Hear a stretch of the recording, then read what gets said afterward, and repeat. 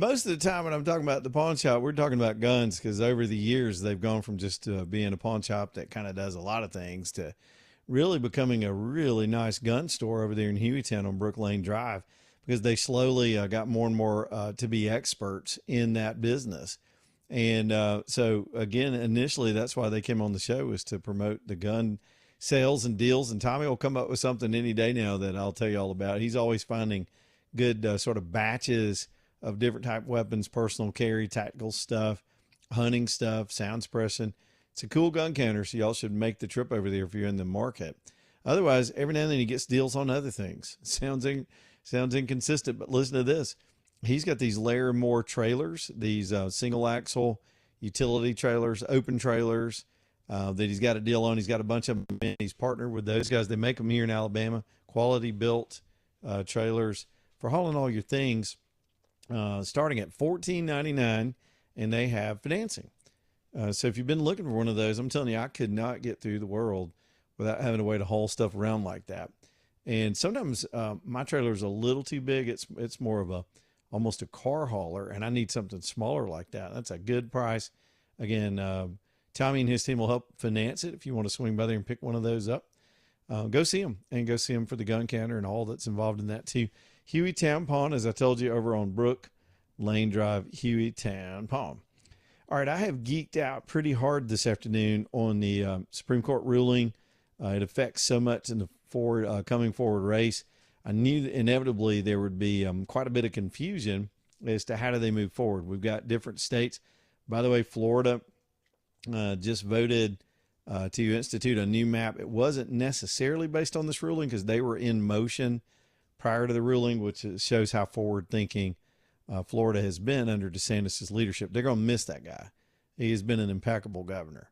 I'm sure there's a place for him down the road of service somewhere. He's patched things up with Trump, and man, he could be a Supreme Court pick as far as I'm concerned. But anyway, then we move over to Mississippi, called a special session on Friday. There are calls for Georgia to have a special session to redraw their maps. And then there's Alabama gumming things up. And let me explain. I'm very frustrated with this because I don't think the governor's office has the right approach. And if I'm out of turn, I'm out of turn because I'm a complete novice. But I've been around a few court cases, and let me just explain my reasoning here. So Alabama has a chance. I think there have been some legislative leaders that have been drawing maps in anticipation of this ruling. They have been meeting. They have produced a map that was already out there floating around since this weekend. I actually posted it this morning of how they would reconfigure the districts. By the way, when you draw these maps, I've been around people that have the software to do it. You don't just take a Sharpie and start drawing on a map. They've got tools that can balance these populations. I think the average congressional district now is around 700,000 people or so. And so that it's grown and grown.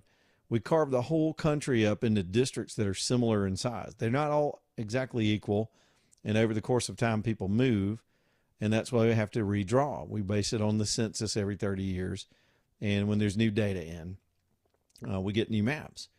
And so this issue with the 6-3 ruling from the Supreme Court that for the folks just joining, give you a kind of a pedestrian take on it, is that the Voting Rights Act never was intended to use race to draw districts for a race, any race, black, white, whatever. It's discriminatory to do that.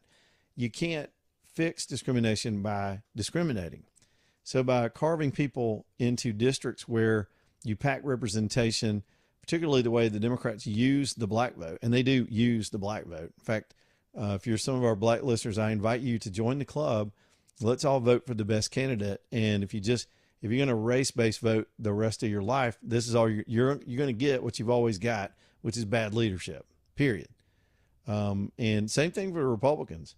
If you're a black candidate, just open your appeal up, run on something other than your skin color, and you might have some appeal to a lot of white voters that just want a good guy in the office or a good gal in the office. It might actually help broaden things out if we're not pigeonholed and marginalized like that. And by the way, it's unconstitutional, which the court clearly said today. Now, to dig into what Alabama's problem is. So the court did the 6-3 ruling, which was widely anticipated. We've talked about it for days that we thought this is what was going to happen.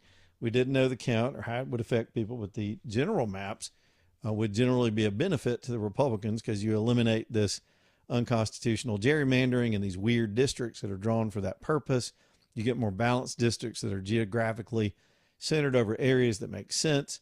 And by the way, my test has always been, if you want to see if a map's discriminatory, can you describe where the district is?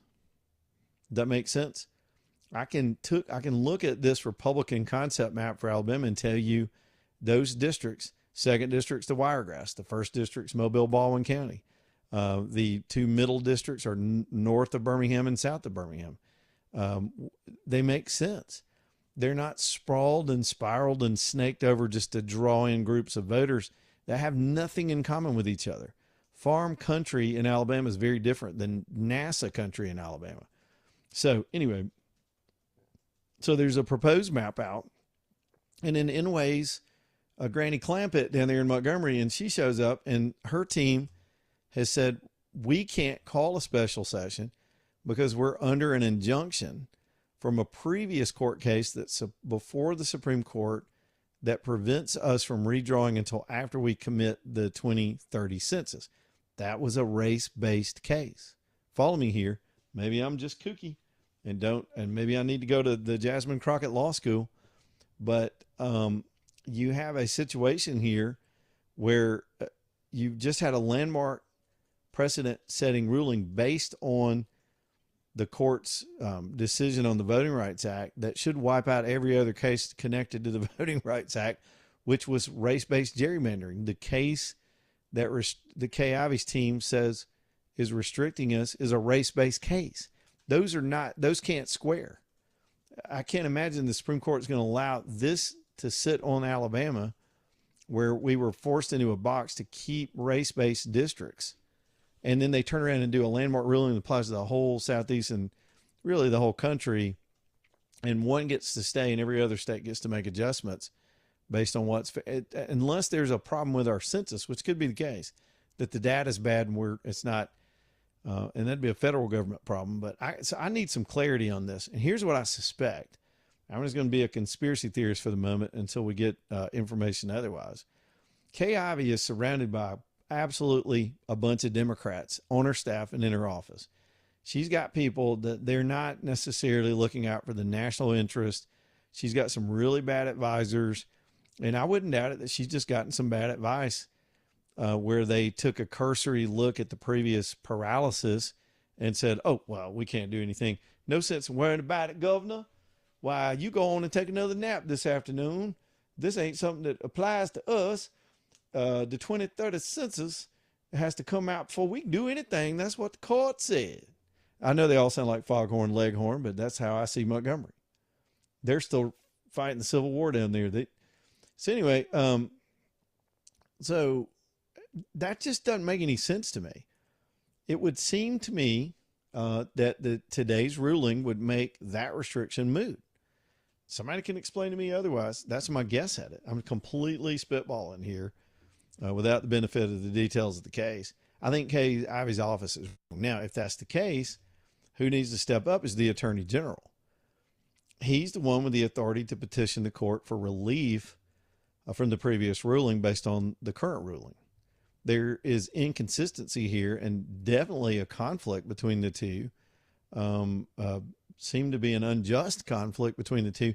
You would be Kay Ivey's office would be presuming that the court says that type of districting that we've done for decades is discriminatory. But Alabama, y'all keep discriminating against people with your race districts while the rest of the country makes remediation. Y'all keep discriminating in Alabama because you're Alabama and we already said something based on that. Makes zero sense. So I hope some smart, and I'm waiting on the back and forth that'll eventually emerge online because Kay Ivey's office just put this concept out there just a little while ago. I'm waiting to see what others will interpret, and maybe look, I'll admit, I'll be the first to admit it if I'm wrong, because I could be. I'm not 100% up to speed on all the facts of the previous case. But this is just bizarre and typical of that office. It's just ridiculous. Let's see. Kay obviously declines to call a special session. Here's another post on it. I'm looking for others and see if anybody would, on a legal standing, disagree with the governor's interpretation. Again, the governor has legal advisors that interpret these cases, and it within the power of the governor to call the special. Without her calling the special session, we're paralyzed. And so, if that's what her legal advisors are telling her, then that's the case. What that would require is to get some clarity from the courts, and I think that's going to have to involve the AG. And I've yet to see anything from Steve Marshall this afternoon. This dude's running for Senate. You think he'd step up and at least agree with the governor or disagree with the governor and use the power authorized under his office to get some clarity and try to help direct the governor otherwise. We'll see. We'll see exactly how this plays out this afternoon. And in the meantime, for your entertainment pleasure, here's Hakeem Jeffries bitching and moaning. And now we're at a point where affirmative action is gone, diversity is gone, equity gone, inclusion gone, racial tolerance gone, the Voting Rights Act largely gone. But guess what, extremists? We're still here, right. And we're not going anywhere. So that's a message for stupid people that would believe all that. Of course you're still here. And the Voting Rights Act's not gone. It's been upheld. If you understand the Voting Rights Act, because I will 100% guarantee you Hakeem Jeffries could not recite a sentence from it. The Voting Rights Act was upheld. It was designed to stop discrimination. It wasn't a cheat code for people to draw districts for Democrats. But that's how it's been abused over the years, and that just got wiped out. And good. And by the way, hat tip to Donald Trump for having the foresight and being around long enough and winning elections and putting up with people shooting at him and trying to put him in jail to be able to sit around and make 3 Supreme Court appointments that are largely why we're getting favorable rulings nowadays from the way the court is composed. Y'all remember that's Trump's most enduring legacy is going to be these court appointments, even though they let us down sometimes. What an amazing day to be watching all this back and forth. Terry Sewell has weighed in on it. I'm looking at this from AL.com. I'm sure she's not happy. I guess her hand-picked district is gone. She said it's a death sentence for the Voting Rights Act. No, it isn't. It just means she's going to have to go get a job, like a real job. And maybe some other Congress people too, because I think there'll be a lot more competition for some of these seats. Southern Skies Dermatology bringing you the show tonight. I don't care what color you are. They don't discriminate either. They'll look at you. We all are subject. There's some mythology that if you're real pasty white, that you're the most vulnerable. There's a little bit of truth to that because you may be a little more vulnerable to sun burns. But as for the disease itself, melanoma can hit any of us. And we all ought to get checked. And they're so professional and good at helping people determine what's right and what's wrong with their skin care. Skin cancer is all they do. They were founded on that principle to save people from this insidious disease. So go see them and get checked. All my listeners, all y'all, Democrat, Republican, black, white, all of you need a baseline so that we can all live a long time and take care of ourselves. Somebody loves you enough to want you to go, so go. And let the pros that do this all day long, especially with the Mohs procedure for removal, that's the only way you want to have a removal done. It is southernskiesdermatology.com. Great locations around town. Dr. Mario and his team are opening a new office on the 280 corridor. Been talking about it since the beginning of the year. A lot of construction that has to go on to bring all that technology in. When they're ready to open the doors on it, we will let you know, and y'all can go see them too. southernskiesdermatology.com.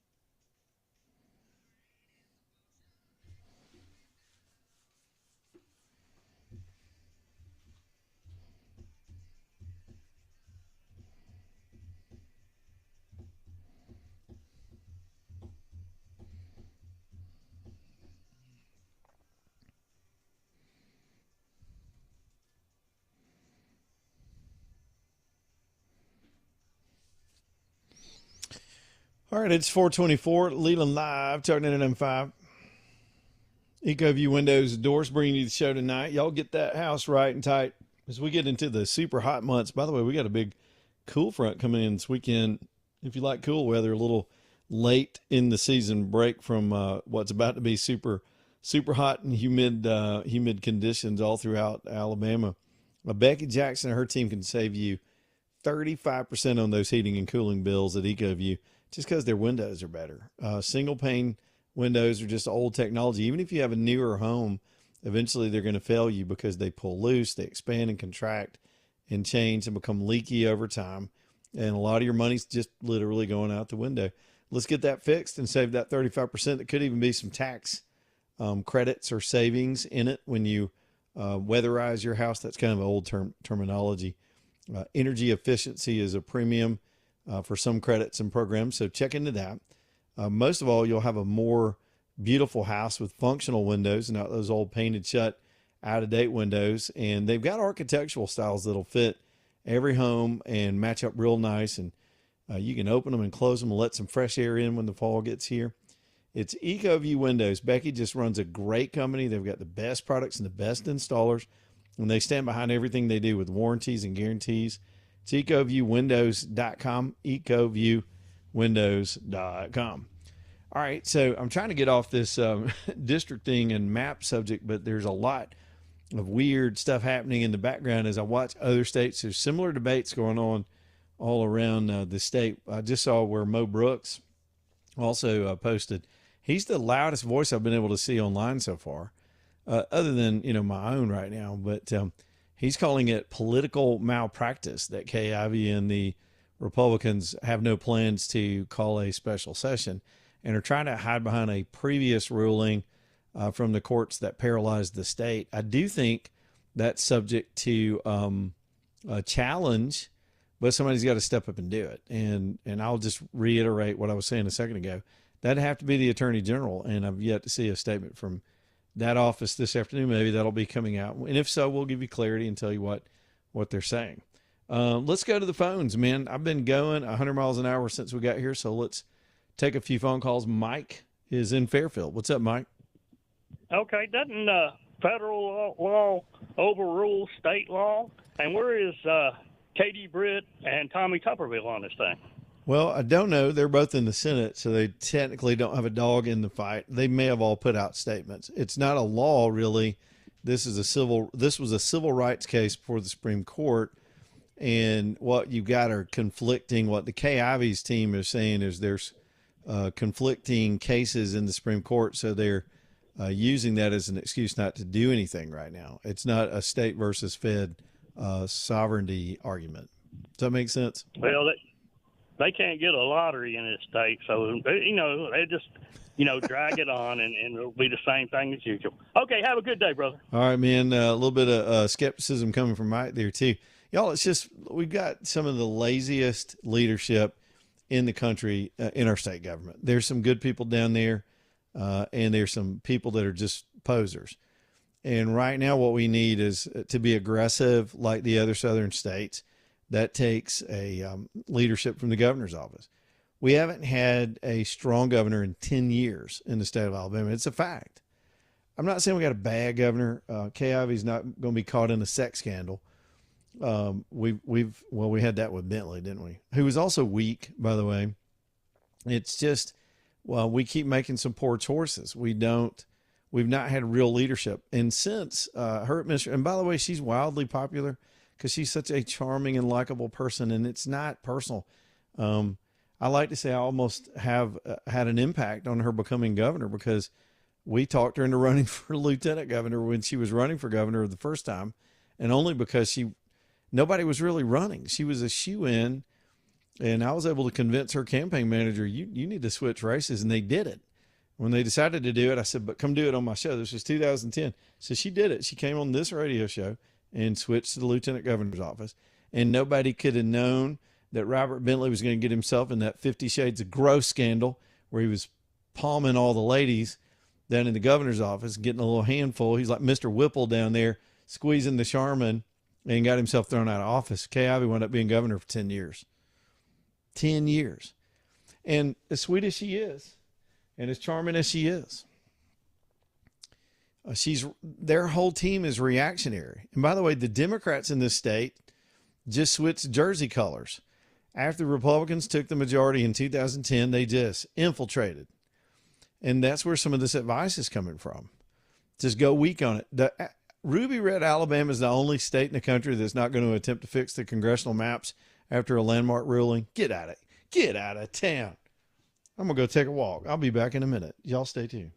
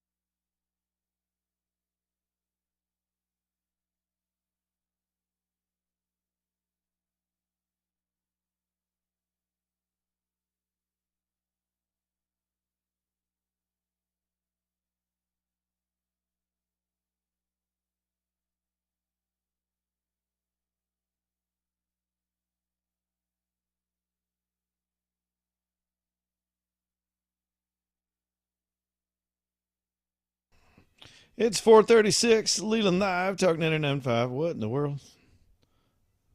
AJ, you see that camera? Yeah, what's going on with your camera? What the hell happened? I think it gets on that tracker where it tries to auto follow me out of the room and it gets stuck. It was like pointing over there to the other side of the room. You never know what you're going to see up here on the Leland Live set.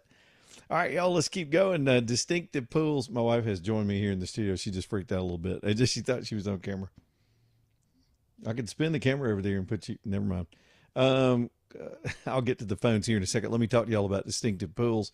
If you've been contemplating a pool project, don't be too contemplative. Just do it. I mean, just get Nike about it. Just do it. The thing is, it's a big decision, and it's very disruptive to have this stuff done for a minute while they're putting it in.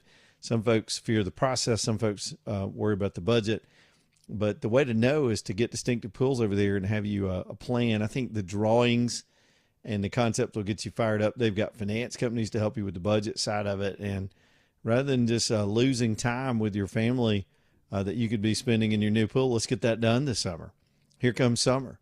Distinctive Pools is just the best pool builder around. Gary Levesque, the owner alone, just Gary has more than 40 years experience in pool building and hardscapes, and they'll do it right for you. They build beautiful, beautiful pools. So look online at some of the examples of the quality of their work and get after it. It's distinctivepools.com. Distinctive, you can go Google how to spell distinctive. I ain't got time to spell that. Distinctivepools.com. All right, let's hit the phones. I was looking at an 1819 piece on this subject that was actually put out right after the ruling before Kay Ivey punted on a special session. And it tends to indicate that we may get clarity from the court on the previous case on Monday, that the court is aware of this conflict, and they may be telling us as soon as it's Wednesday, but that we may have something on Monday of whether the court allows this current paralysis to stay in place, which would be inconsistent in my mind. And then what the hell's Kay Ivey and her team going to do? She could have at least put that in her. I don't know. I'm very disappointed with the governor's office today.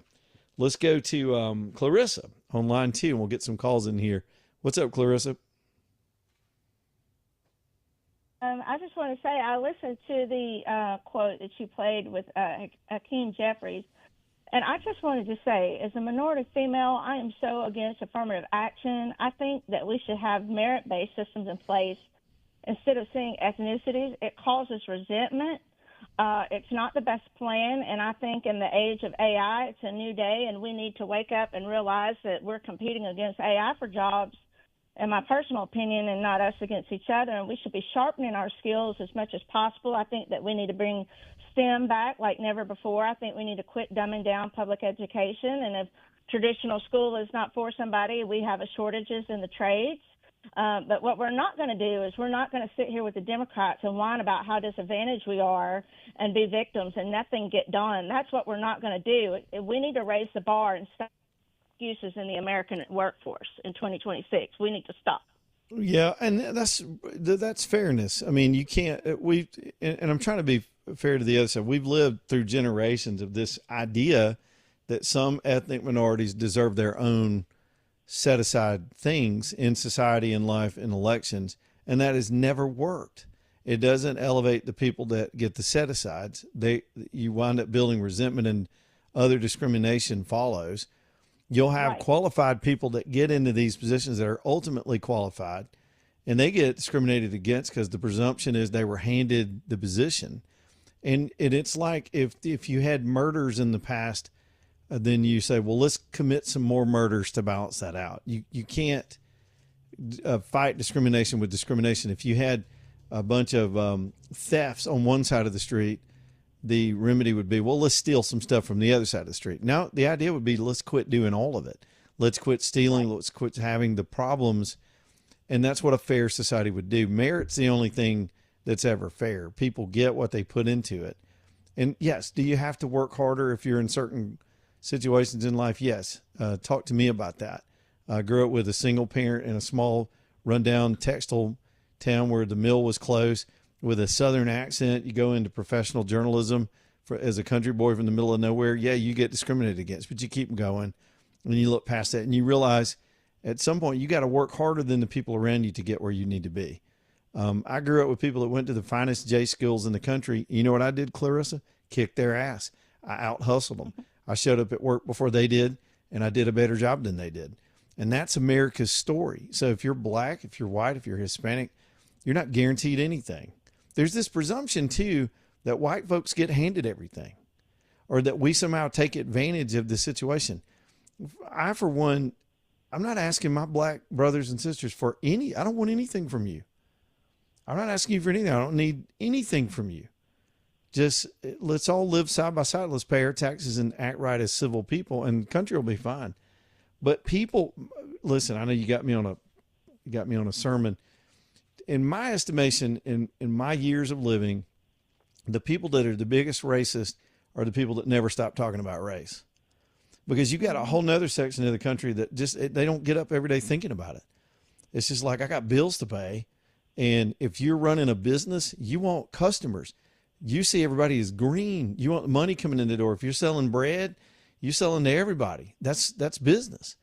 Only the left can conceive of a country, as they just did, where half the country can be walled off and discriminated against, and you run your own customer's office and still survive.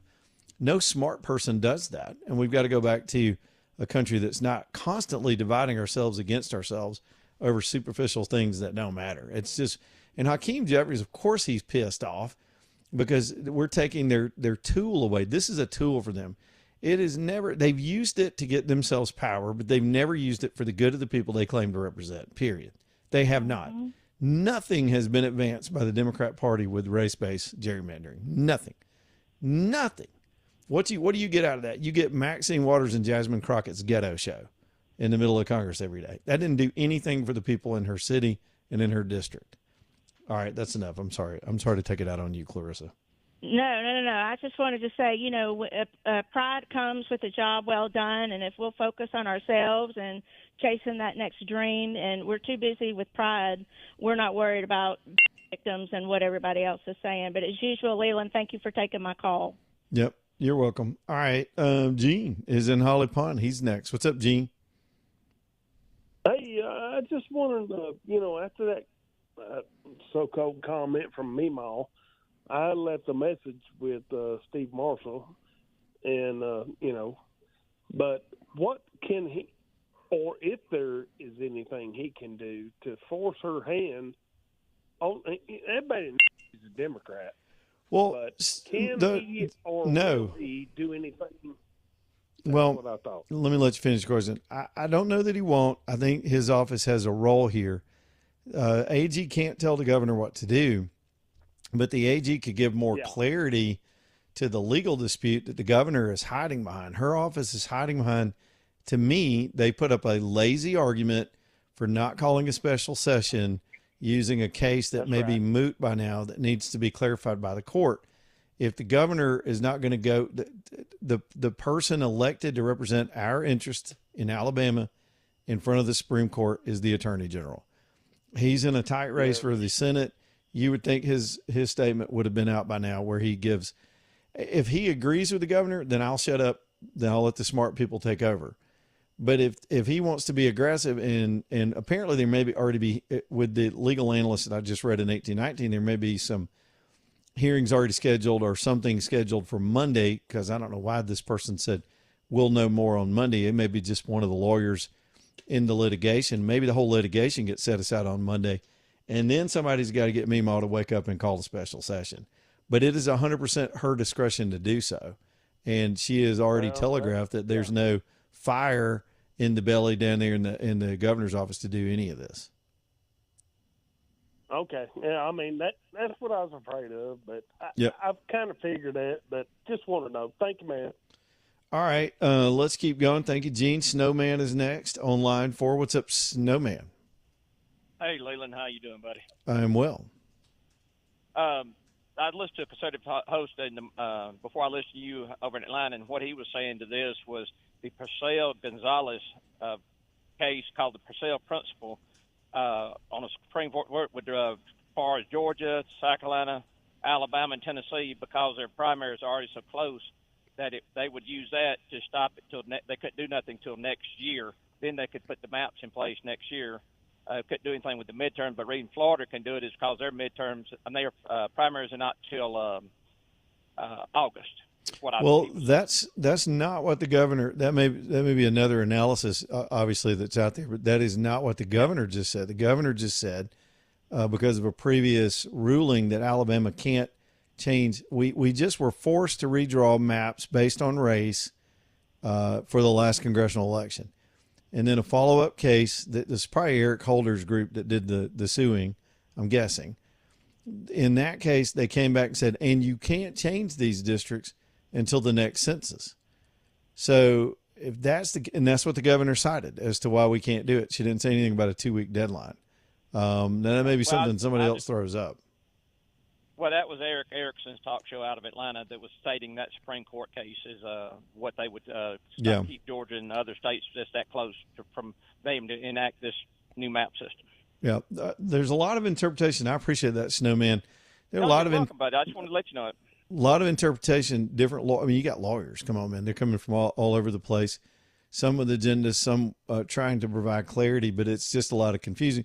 And that would make sense. I mean, we're just 5-6 hours out from the ruling, and a lot of folks in disagreement as to how each state will move forward. But I don't know. I'm really frustrated.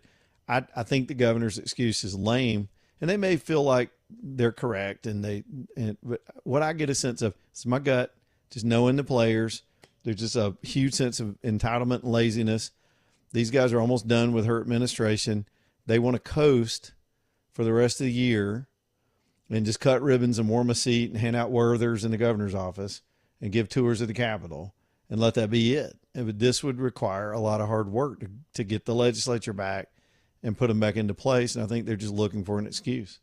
Plus, again, I suspect we've got a bunch of Democrat cross-dressers down there pretending to be in the governor's party. Here's Tim in Hoover. What's up, Tim? Good afternoon, Leland. Completely hypothetical question. Okay. Let's say Trump woke up tomorrow morning and said, I'm tired of this crap. J.D. Vance, you got it. Would Vance derangement syndrome simply take over for Trump derangement syndrome, or would some of this stuff calm down? No, Trump's got a special place in hell from them, no doubt. I mean, he makes them crazy like nobody else. But they've already started on Vance. They've started on his marriage. They've started on his wife. These people have developed a style of political combat that is nothing but personal and vicious, and they'll keep doing it. That Vance will be an alien from another planet that we ought to all suspect, or, hijacked by the Jews. I mean, some of that's already started. We're not even in that cycle yet. Okay.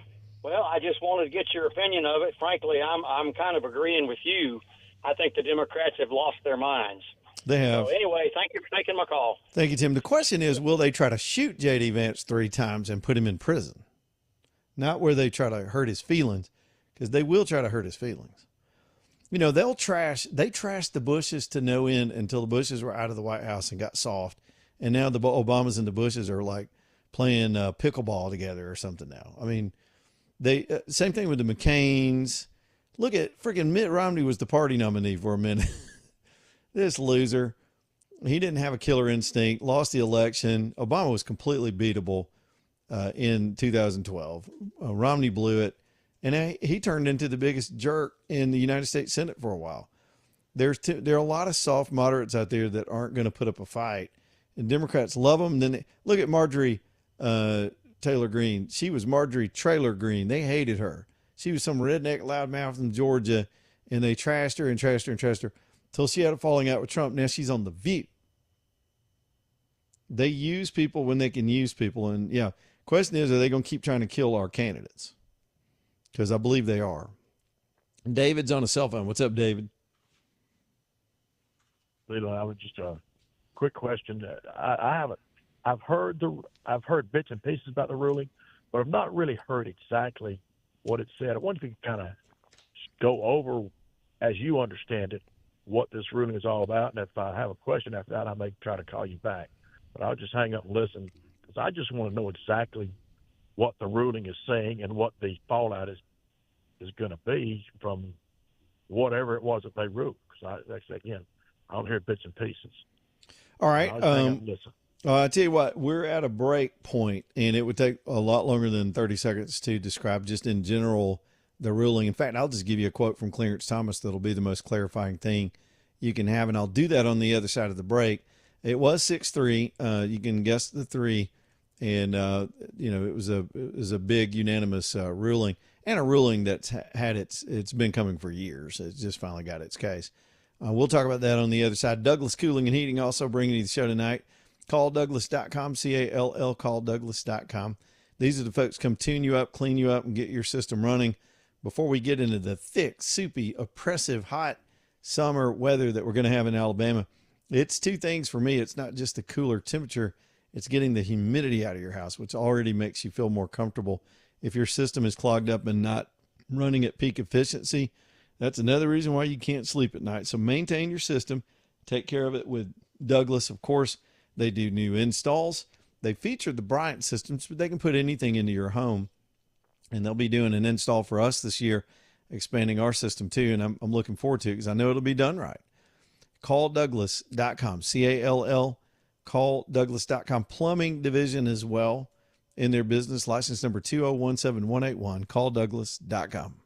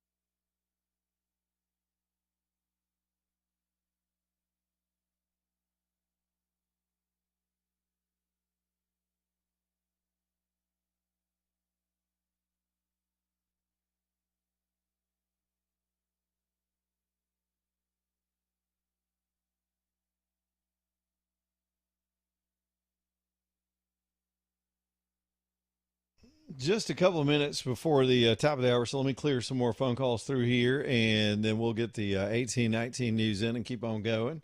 Danielle is on line 4 and up next here on the show, Leland Live. Danielle, what's up? Hey, Leland. We've all heard the Democrats threaten to pack the Supreme Court if they win. And I was wondering, could and should President Trump pack the Supreme Court before he leaves office? Beat him to the punch. Well, he's already got this majority, and if he packed it, they'd just pack it some more. I mean, there's no constitutional you think they limit. just pile on the numbers? Yeah, I mean, if he put 3 more on, they'd put 5 more on, and then we'd have 47 people on the Supreme Court. It's just the way it's going to go. And John Thune's the biggest villain here today, because the one thing we need to really get things going forward is to get some real integrity in these elections. And this guy has 100% control over that, and he's still punting and running from it, and he's probably not going to pull it off in the Senate. And even though you get these wins in the districting and all that has to take place, you still got an insecure election in these blue states where they will cheat their ass off, and Thune's just going to let it happen. So, all right. That was my question. Thank you. And so here's what they will do this immediately. They're not going to be a John Thune, DePune, about this stuff. Here's what the Democrats will do. They'll pack the courts, and then they'll add Puerto Rico and D.C. as states. And it will give them 4 more senators trying to potentially control the Senate and additional congressional representation. You watch it. That's on their list. They've already announced it. It's not a conspiracy theory. They're saying that they're going to do it. Meantime, these bedwetters in the Republican Party, they're too busy waving surrender flags. These cheese-eating surrender monkeys in the Republican Party, just letting it happen. Not all of them, but the ones in the Senate. Henry, let's get Henry in here. Henry, we got 2 minutes. Go, man. It's all mine. Mine. Yes. Hey, man, I remember a time in this country, back after, 444 days, I went up into New York. You know, on the way up there was a yellow ribbon on every tree in every yard in this nation. I don't think there was a single tree that didn't have a yellow ribbon around it. And that's unity. That's a unity that this country hasn't seen except for 9/11. And then Obama had more to do with a terrorist group that is going to be named a terrorist group, the Muslim Brotherhood, who spent more time in the White House and while he was forcing Netanyahu to go over the bags of garbage while he was inviting these terrorists into the Lincoln bedroom. You know, it's kind of sad. I don't think we're going to see those days again. You know, when I went out for a job like 30. Hey, Henry, let me put you on hold, and we'll do the top of the hour. I'll get you back in here next hour. Hang on.